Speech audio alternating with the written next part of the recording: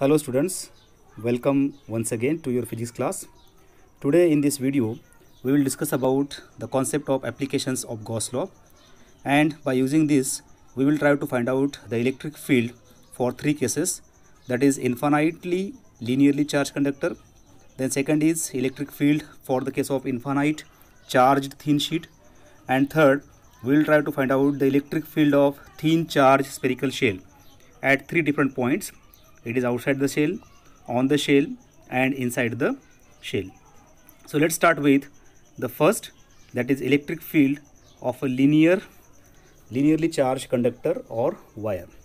For this case, suppose we are having a linearly charged conductor and say it is infinite, and say we want to find out the electric field due to this charged conductor at this point P, right? Now as this infinitely charged conductor is made up of large number of small charged elements, so for convenience, let us say we are considering here only two charged elements here of this charged conductor, okay, and we will try to understand how the charged elements are giving electric field at this point P, okay. That is our first intention here. Now if I take the electric field of these elements, the electric field at point P is lying something like this, and if I resolve this electric field into rectangular components, it can be resolved something like this.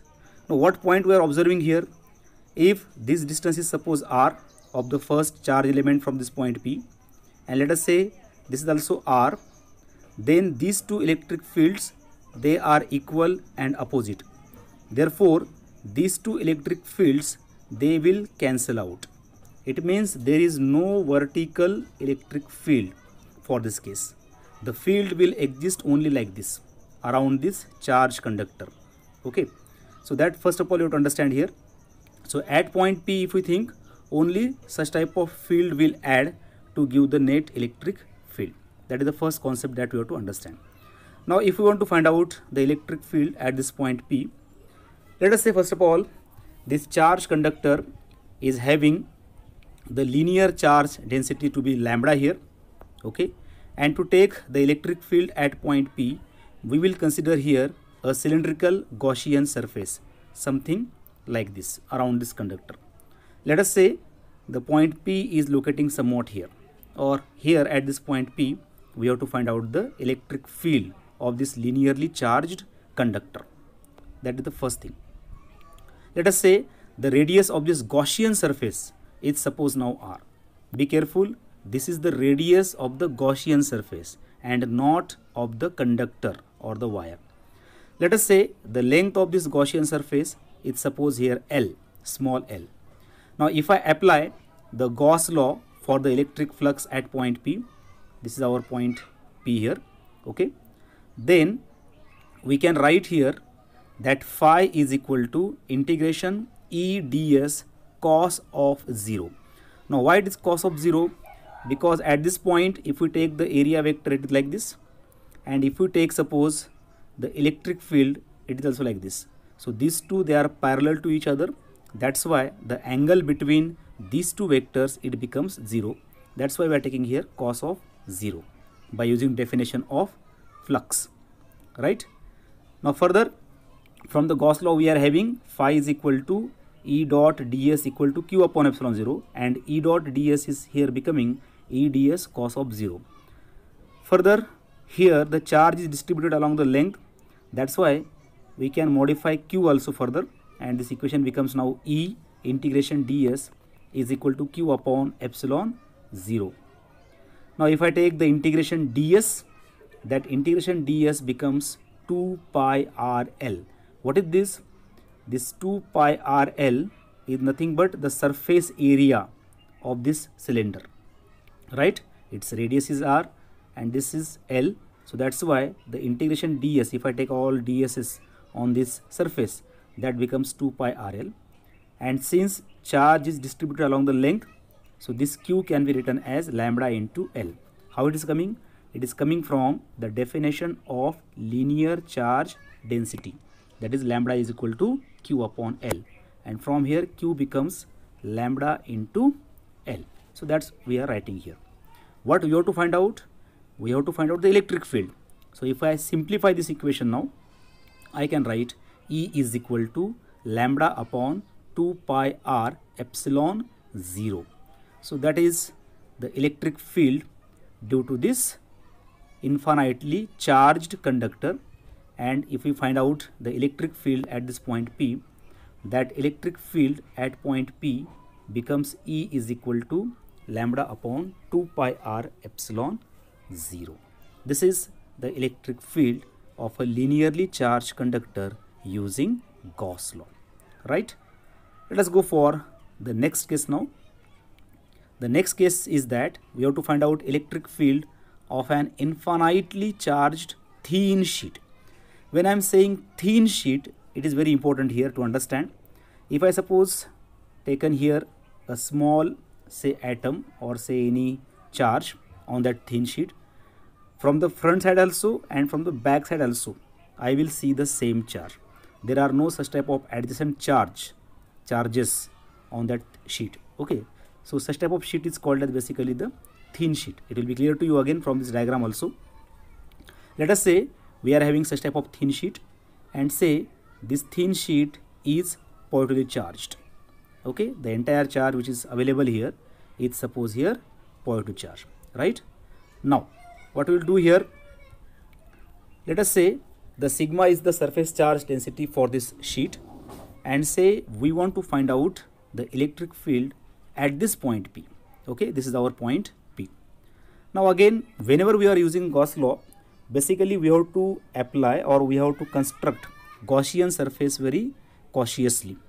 So in this case we can take again a cylindrical Gaussian surface, something like this, which is passing from this point P.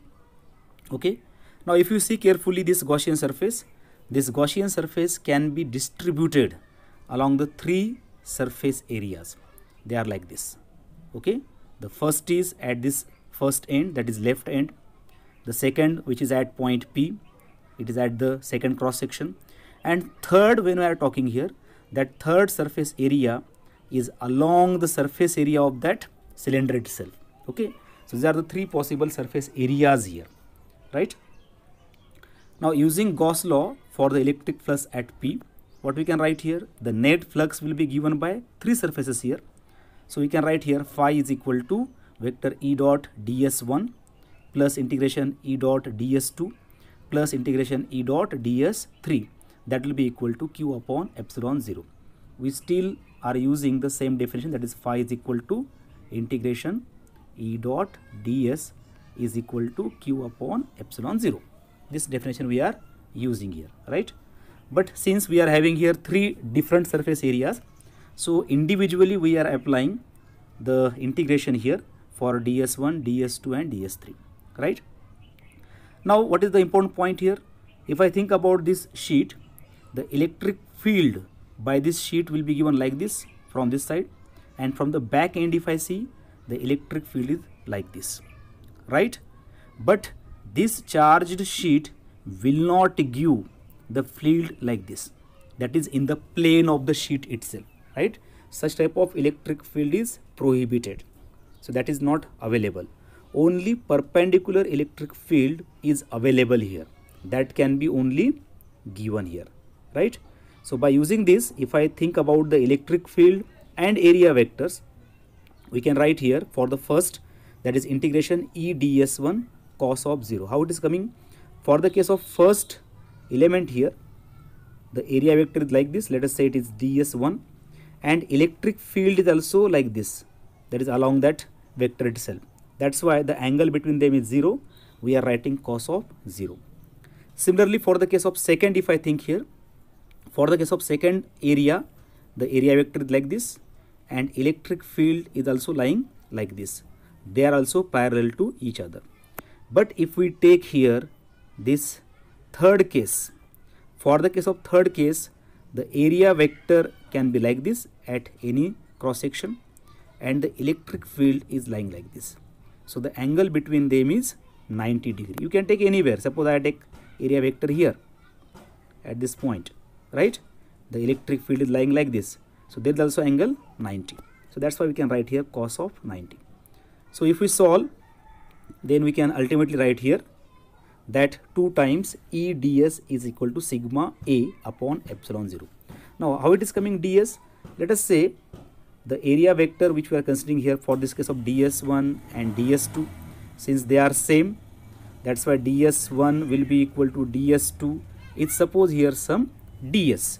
So that's why these two integrations, they will become 2 times E ds is equal to sigma A upon epsilon 0, right? So further if we solve, this step can be written as 2EA into sigma A upon epsilon 0. What is now this A here?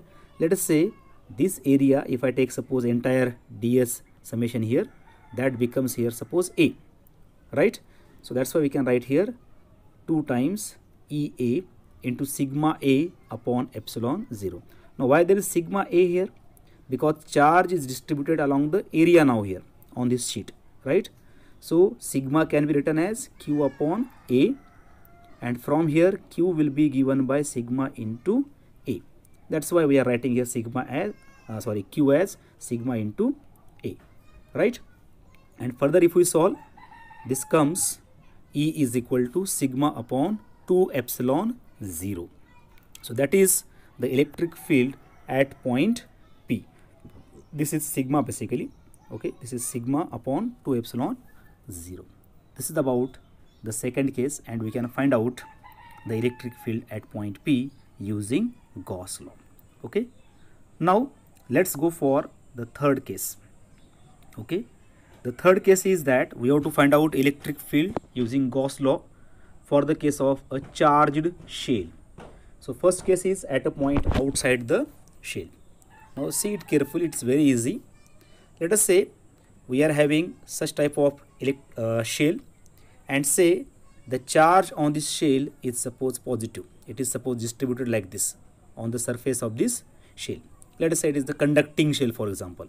For the case of conducting shell, the charge will lie on its surface, right? Let us say the radius of this shell is capital R as shown in this figure, and say we want to find out the electric field at this point P.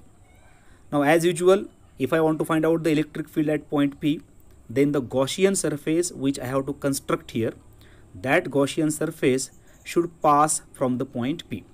Now if you see carefully, for this point P, the suitable Gaussian surface is the spherical Gaussian surface, okay? So let us say we are having here suppose such type of spherical Gaussian surface passing from this point P, okay? It is something like this. It is looking like circle, but it is basically a sphere. Let us say sigma is the surface charge density for this case, okay? And let the entire charge of the shell is at the center. Now be careful about this point. If you are having the shell like this, and if your point of observation is lying outside the shell, then the entire charge of the shell can be assumed at the center of the shell. So that we are taking here.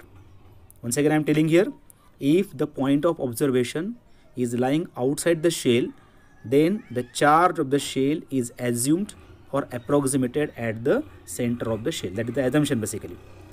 And by using this analogy now, if I take the Gaussian surface like this as shown in this figure, okay, you can see it here once again, then we can apply the Gauss law here now, okay? So using Gauss law for the electric flux at point P, we can write here phi is equal to integration E dot ds is equal to Q upon epsilon 0. Now I am giving here a trick that is very important to understand. Whenever you are writing this equation, that is phi is equal to integration E dot ds is equal to Q upon epsilon 0, okay, be careful about this integration part, okay? In this integration part, basically when you are taking ds, that ds should be taken the surface area of the Gaussian surface. Be careful about this thing. This is very important trick, and many students basically make mistake in this, okay? So whenever you are taking this integration ds part, in this the ds or integration of ds should be taken for Gaussian surface.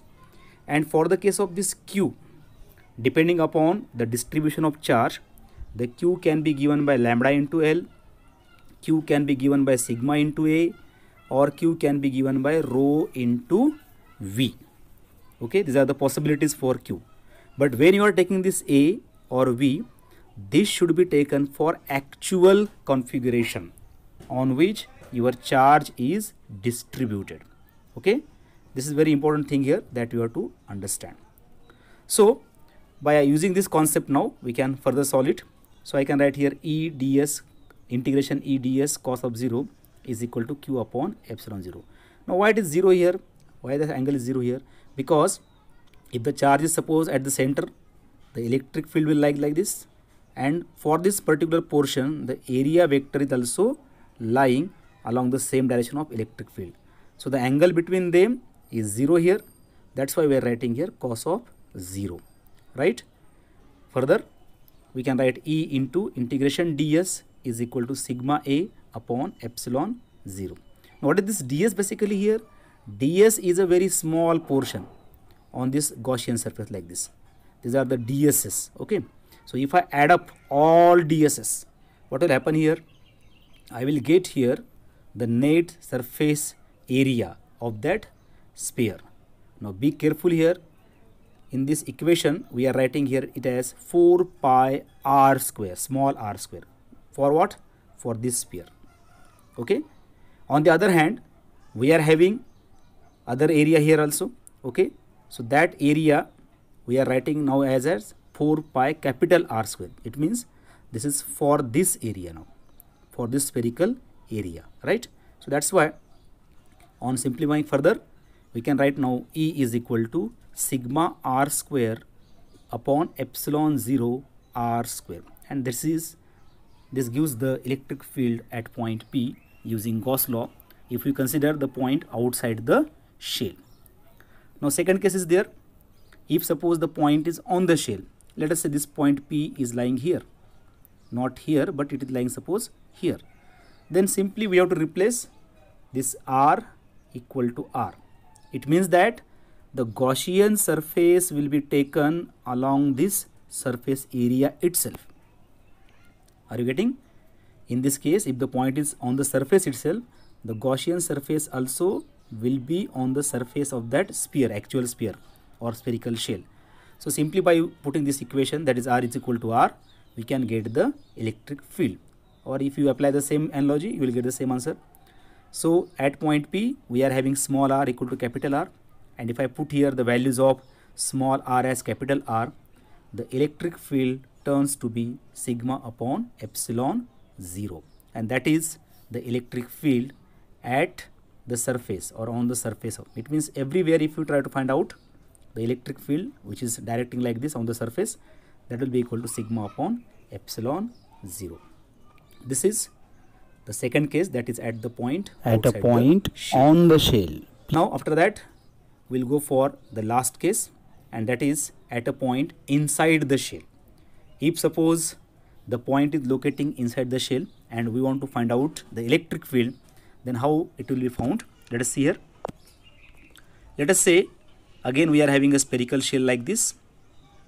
Let us say its radius is capital R now, and say the point P is now inside the shell, right?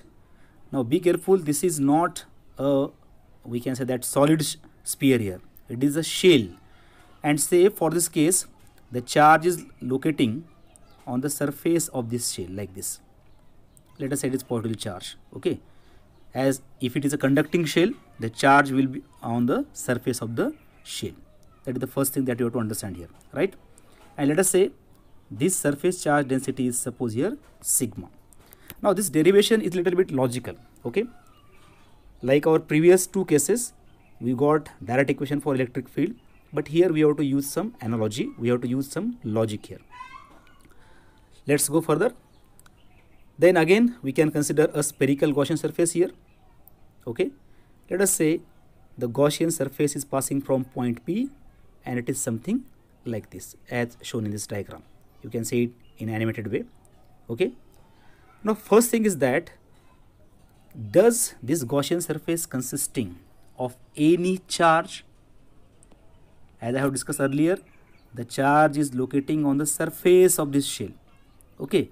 Now as such, inside this Gaussian surface there is no charge. But still, suppose I want to apply the Gauss law here, then what will happen? Okay, let us say the radius for this Gaussian surface is small r now here. Now using Gauss law, flux at P is, what is that? Phi will be equal to integration E dot ds is equal to q upon epsilon 0. This is our equation. But what about q? Does that Gaussian surface consisting of any charge? The clear answer is no. The Gaussian surface is not consisting of any charge. The charge is locating on the surface of the shell, but not inside the Gaussian surface. So therefore what happens? We can write here, but Gaussian surface do not consist of charge. We can write here integration E dot ds will be equal to 0. Now this thing is very important. This integration is turning to be 0. Okay, it means that we can write either this E should be equal to 0 or that integration ds should be equal to 0, or simply ds should be equal to 0, right? It is just like something like this. That is, suppose if you are having a into b equal to 0, it means that either a should be equal to 0 or b should be equal to 0 or both should be equal to 0. So by using that concept, we are saying that here either E should be equal to 0 or ds should be equal to 0. What about ds? If we see this diagram carefully, this surface area definitely is not equal to 0.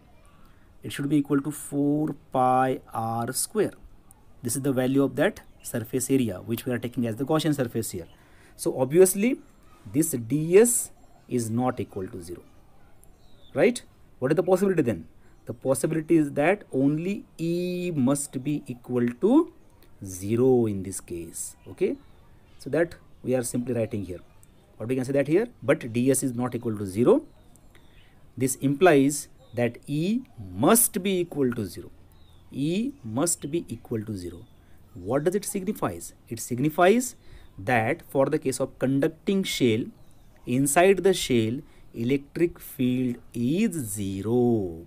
It means if you take any point inside this shell like this, at every point inside the shell the electric field is 0.